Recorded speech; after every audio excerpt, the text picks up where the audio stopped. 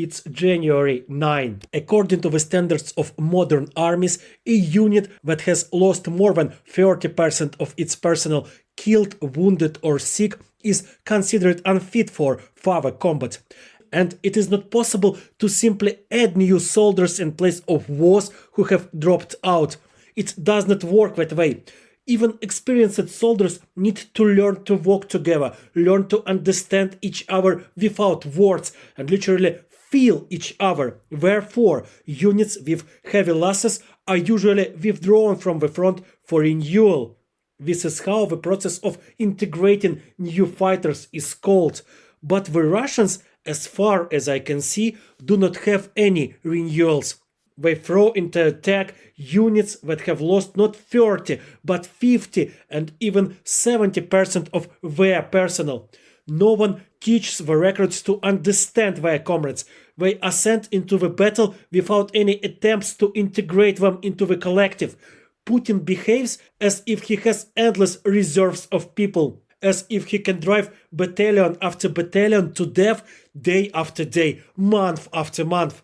In fact, he has a very simple plan. He really needs not to lose the captured territories in the near future and try to occupy as many new ones as possible. He is confident that everything he manages to capture by next January will be his forever. Why is he so sure? Well, because Donald Trump promised that if he is re-elected, he will end the war simply by giving Putin part of the regions of Ukraine.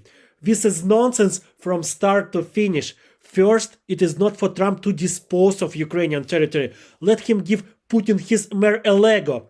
Second, his victory in the elections is far from guaranteed.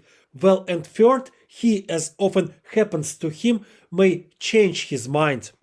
But still, all of Putin's plans are subordinated to only one event: the victory of Trump in the elections this year and his return to the White House in January next year. Once again, Putin believes that he needs to capture as much territory as possible this year because he is confident that everything he manages to capture, Trump will allow him to keep for himself. For Putin, this war has turned into a race against time, and he is confident that he is winning it. Yes, he no longer has a professional army. It was destroyed in the first months of the war, which the Russians imagined as a simple and safe operation to capture Ukraine. Yes, Putin's new army is already running out. All those hundreds of thousands of civilians who have been forcibly driven into the army, whom Putin has long since stopped counting. But he still has millions of Russians who can be mobilized and sent to the trenches, and when Trump will come to help. This is Putin's entire plan. There is no other one.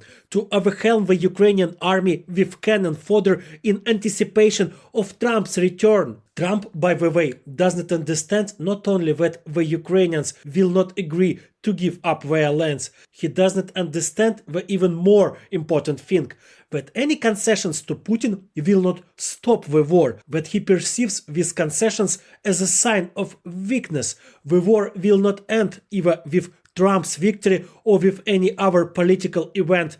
The war will end either with a victory of Ukraine on the battlefield or with the destruction of many European states by Putin's scum. Trying to give him part of Ukraine is to clearly demonstrate to Putin that his blackmail is working, that the West is weak and afraid, that it is not ready to resist.